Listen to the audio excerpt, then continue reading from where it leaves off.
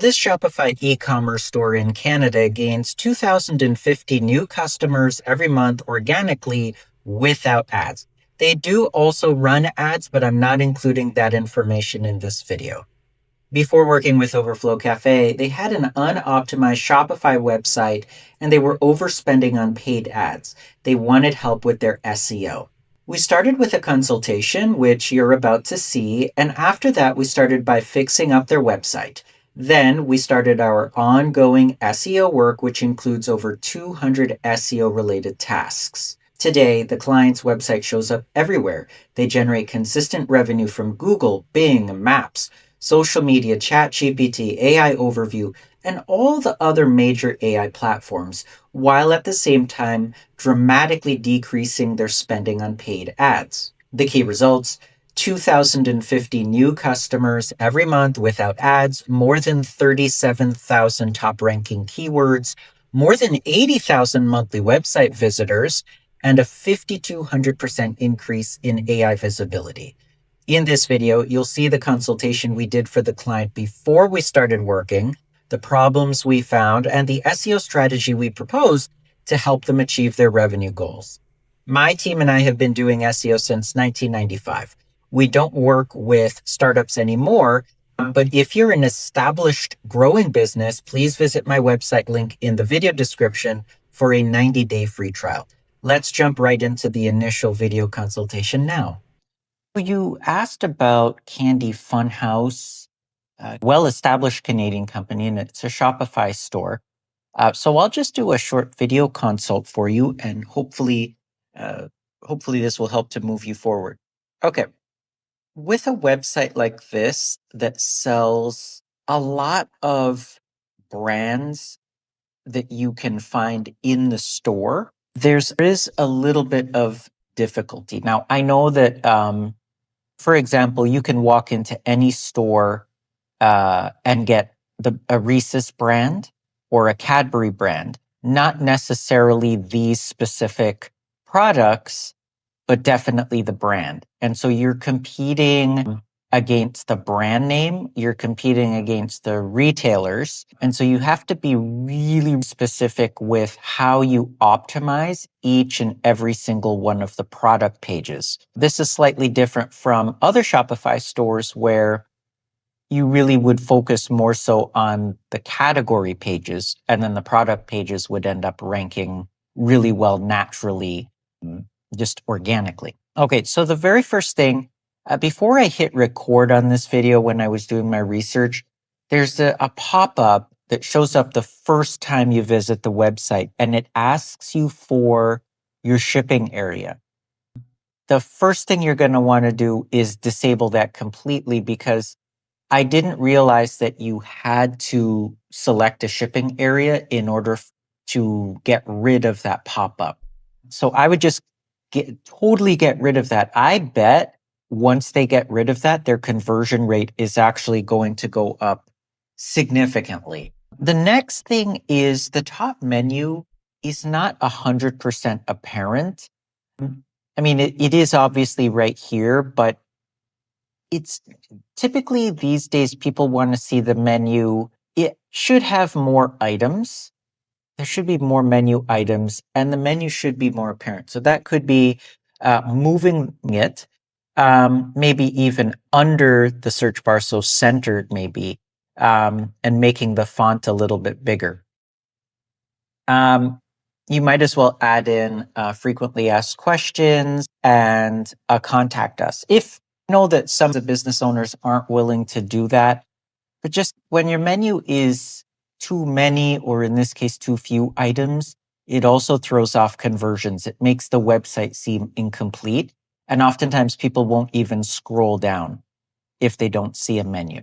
Now, typically when someone is landing on a website like this, they've Googled something very specific. So they're looking for Haribo candy, and a very specific one. And they've Googled it and they land on your website, and they'll click on the logo just to get back to the homepage to see if the company is legitimate. So making sure that the homepage is easy to navigate, doesn't have any pop-ups, and has a menu that's really full, it's important for conversions. It really, yeah, the technicals are, and you mentioned the technical SEO, it's pretty bad.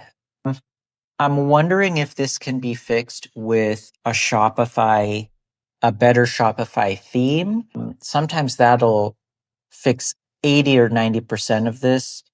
Otherwise, you have to do that manual work.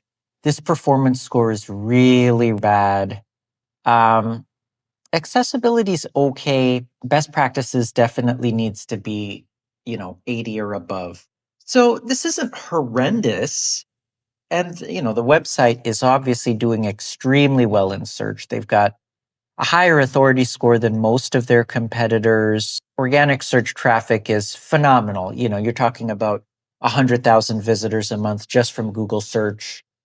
And they're doing a lot of ads as well. We could help you to optimize those if you need help. They've got an incredibly good backlink profile. They really don't need too much there. I mean, you could always use more backlinks, but they've done a phenomenal job. Now, I would say that the best that they'll be able to do here, let me pull up the US. They get less traffic in the United States. However, there are a lot of people in America that are interested in these products, and they rank for over 16,000 keywords in America. But their traffic share is only 5%. So theoretically, they could gain about 20 times more traffic and, therefore revenue in the United States if they're willing to reach out to that audience. And if this was my company, I definitely would be doing that. And if you go back to Canada, the traffic share is already 54%. So at best, they'll be able to double, just about double their traffic in Canada. America's definitely where they want to be. Taking a look at the keywords, and this is probably where most of the strategy is going to. What did I pull up here? So this is Canada. Let's pull up the United States. I'm going to use the United States just because there's more growth potential here. So what you want to do is you're going to want to find keywords that are really valuable. So candy store near me is probably not going to be, that's someone who's looking to go get candy. Chocolate bar is too generic. Candyland is too generic. Wonder bar is possibly too generic. Peeler's candy, okay, maybe. You want to find out either the client is going to tell you, this is their best selling product or this is the product with the highest margin and you want to push that. Or in the case of America, you want to find the stuff that is not easily available to Americans at their local Walmart, and that's what you want to push. So let's say that was Bonbon Swedish candy. Okay, 6,600 people per month are searching for that, and it doesn't look like they have an optimized page for it. Their homepage is ranking on basically Google page 10. Spot 95. You've got 90s candy here. 6,600 people are looking for that. That could be a blog, and a blog that links to all their whoa, okay, they actually do have a blog. And then it should be linking to all of their various 90s candies. There's also a social media play here when it comes to candy, both rare candies and, hard to get candy. There's a huge TikTok play, to a lesser extent, Instagram and Facebook. But whatever content you make for TikTok, you could up on any of those other platforms. So it's really just a matter of figuring out which specific product the client wants to push the most and start with that. Again, and I should let you know, this is depending on the client budget. But hopefully your client has a really, really big budget. If something like this here, the Pro plan, they can, maybe one item at a time, like literally one, not even a brand, but an actual candy at a time. If it's the leader plan here, if they have a healthier budget, it's probably going to be, I would say, maybe 3 or 4 at a time. But there is a lot of optimization work that has to go into all of their individual pages. And there has to be a deep dive done even before any work can be started. And the deep dive itself could be 40, 50 hours. So, a month or more of really hard work to figure out where those low hanging fruits really are. Some of them, like, Jolly Rancher candy. Don't even bother.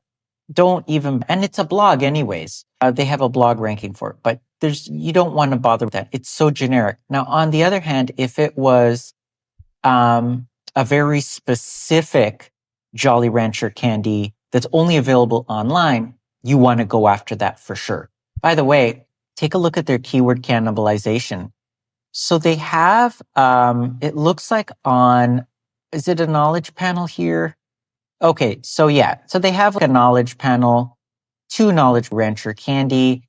One is pointing to their blog, and then the other one is pointing to their collection. Not bad, but you probably just want one of those ranking on spot 1. Or you want the blog is going to have to be super optimized for conversions. It's a ton of work for a website like this due to the enormous number of products and the challenge that they're going to have competing with the other brands. But phenomenal business. That's as much information as I can share with you today. That consultation was completed in 2025. It took a lot of time and hard work to achieve those results. Hundreds of hours over the course of many months just to start gaining momentum. It's a slow process, but it's well worth it. Our standard operating procedure for SEO includes over 200 line items of work, depending on your business goals. The impact of SEO is exponential. When it's done correctly, revenue continues to grow while paid advertising costs continue to shrink. To recap this project, we completed our SEO checklist of over 200 tasks such as fixing indexing problems, full keyword research, technical SEO, on-page SEO, content creation, image SEO, off-page SEO, ongoing backlink building, ongoing conversion rate optimization, and much more. The key results: 2,050 new customers every month without ads, and that number goes up almost every single month. More than 37,000 top ranking keywords, more than 80,000 monthly website visitors. That number keeps going up as well. And a 5,200% increase in AI visibility. Smart companies invest 1% of their annual revenue into SEO because the return on investment can be extraordinary when executed correctly. The key word here being correctly. If you try to do SEO cheaply or quickly, your business will never reach its full potential and your smarter competitors will always beat you. SEO is a very long-term, ongoing process that never ends. My team and I have been doing SEO since 1995. We don't work with startups anymore, but if you're an established, growing business, please visit my website link in the description for a 90-day free trial. Thank you so much for watching, and please feel free to like and subscribe.